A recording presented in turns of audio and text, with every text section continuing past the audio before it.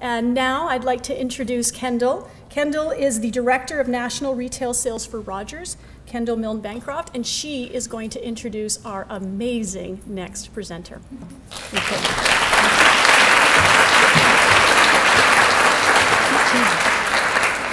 So good morning, good afternoon, everybody. I had the pleasure of being part of the panel that we did this morning, and it was so great to hear so many passionate people about women in technology, and this next speaker is no exception.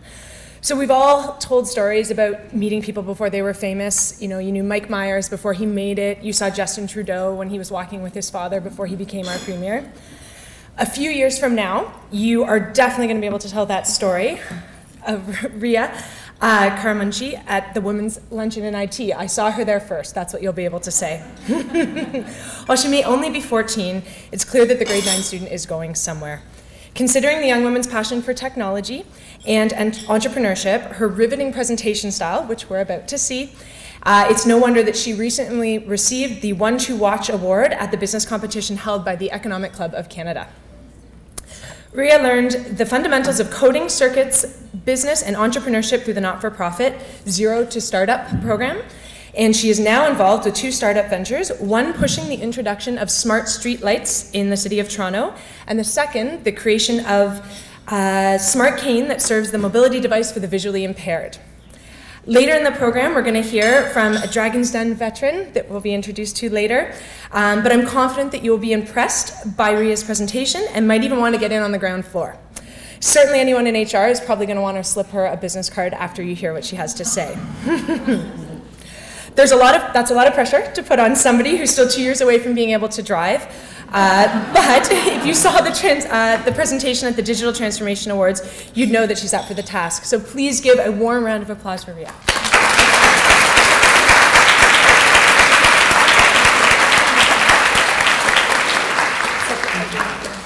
Thank you.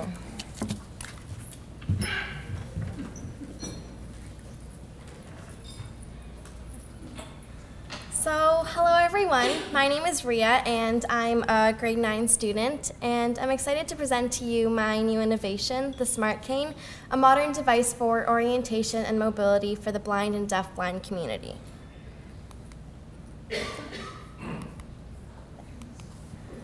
So,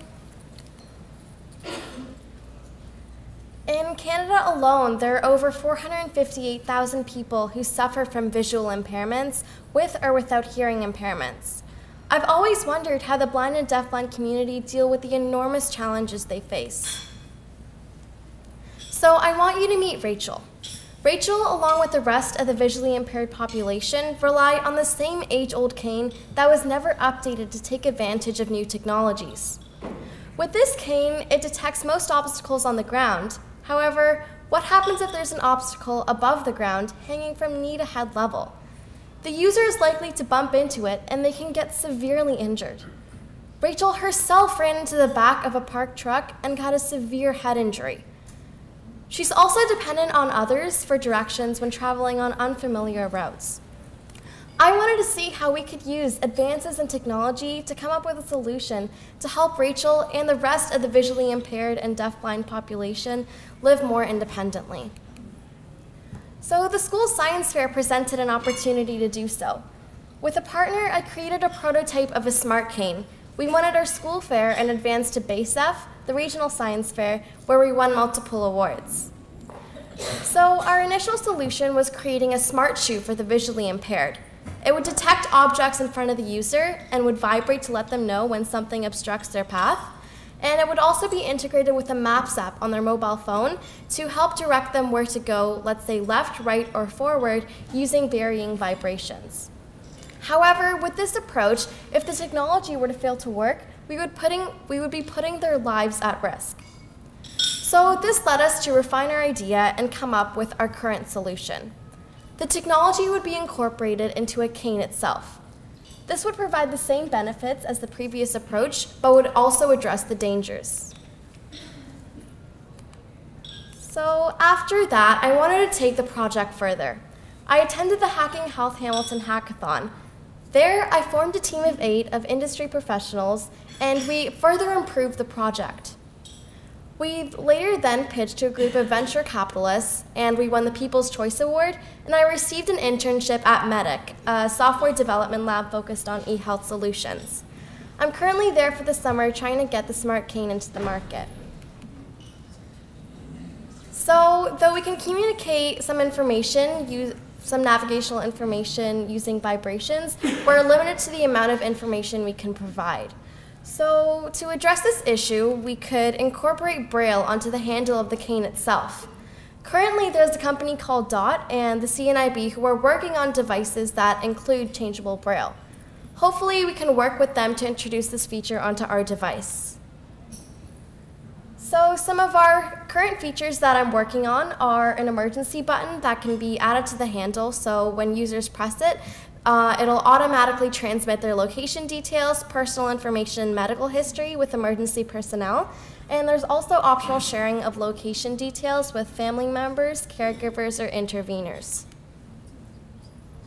So let's take a look at our business model. So we would either do a B2B, where we would partner with an existing CNIB store, which is the Canadian National Institute for the Blind, and we would assume 90 to 100% of the sales in 2020 with decreased contributions later on. Our next option is to do a B2C, which is business to consumer, and we would sell our product through an online storefront such as Amazon or through our own. However, this requires brand awareness developed through social media, conference presence, a website, or a Kickstarter. And $5 per cane also goes to support IMAC, which is eyesight testing for children in Hamilton schools. So looking at our financial sustainability, given the cane selling price of $55 and the cost for production $30, we expect to make $25 per cane. Acknowledging the fact that only 5% of individuals in our target population use a white cane, we assume to make 10% market penetration in year 1, which will increase to 30% by year 5. And assuming that the cane has a lifespan of 4 to 5 years, we expect a steady state revenue upwards of $700,000 per year, acknowledging the fact that we'd be selling the cane in Canada, the United States, and Europe. I apologize as the slideshow is a little distorted as when it was converted into a PowerPoint. So looking at a competitive landscape, the Smart Cane is very unique. It's much better than the white cane, a vibrating clip, and a GPS for the visually impaired. The GPS for the visually impaired is highly expensive at around $3,500, and it is not a standalone solution, does not provide short-range detection, and only provides GPS functionalities. The vibrating clip for the visually impaired is $350. It's not a standalone solution, only provides short-range detection, and no other value-added features. The Smart Cane, however, is very cheap at around $55. It is a standalone solution, provides short-range detection, GPS functionalities, and numerous other value-added features. So some of our next steps for 2017 and 2018 are to meet with more people in the blind and deafblind community, create a website and blog, and acquire more funding for the project, work with Medic and others to get this product into the market and create an improved working prototype, patent our invention, and also refine our technology and test it.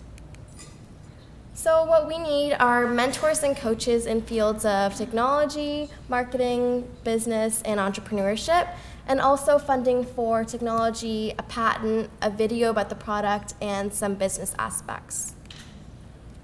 So the Smart Cane will greatly revolutionize the way that the visually impaired, blind, and deafblind live on a day-to-day basis, and it will positively change the way they live, and it'll really improve their lives.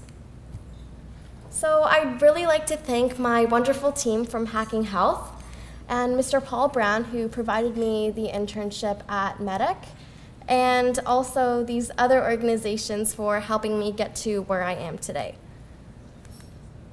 It's a little delayed. So thank you so much. Do you guys have any questions?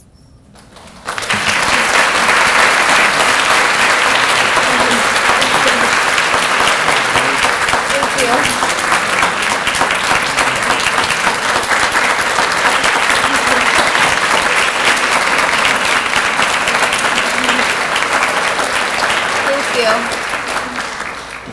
How much money do you need? For patenting and creating a prototype and everything, it's going to be around $15,000, and for filing the patent, it'll be another $5,000. The patent firm that I'm in touch with, it's in Pittsburgh, Pennsylvania, and they're going to do everything in terms of marketing to creating the product, and they're charging $15,000 plus filing fees. So in total, about $20,000.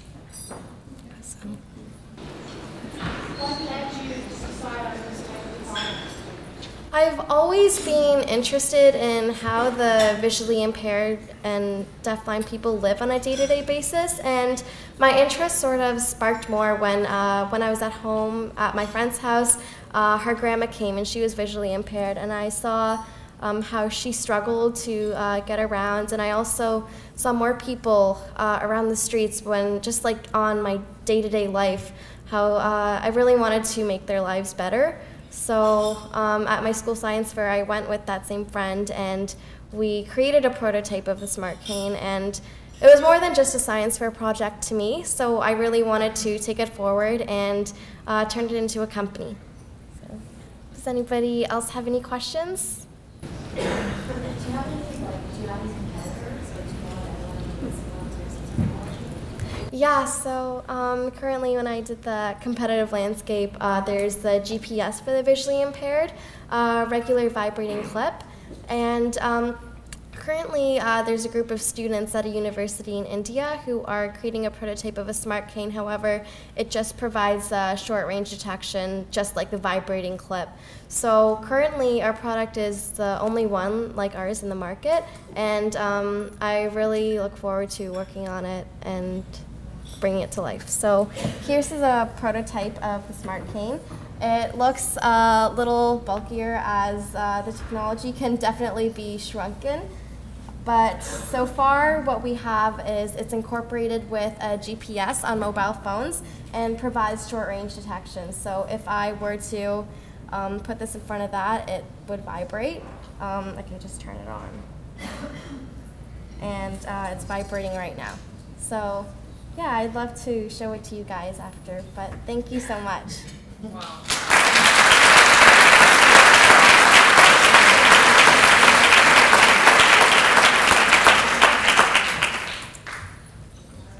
Riya will be here till the end of the event. Her mother is also here.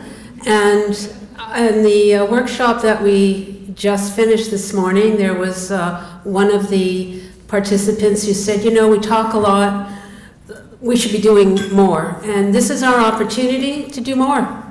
So if you are interested in getting in on the ground level, if you're interested in helping raise funds to get you to the next stage, or just helping her as a coach, this is our opportunity. So I hope that we all do something about it. Thank you.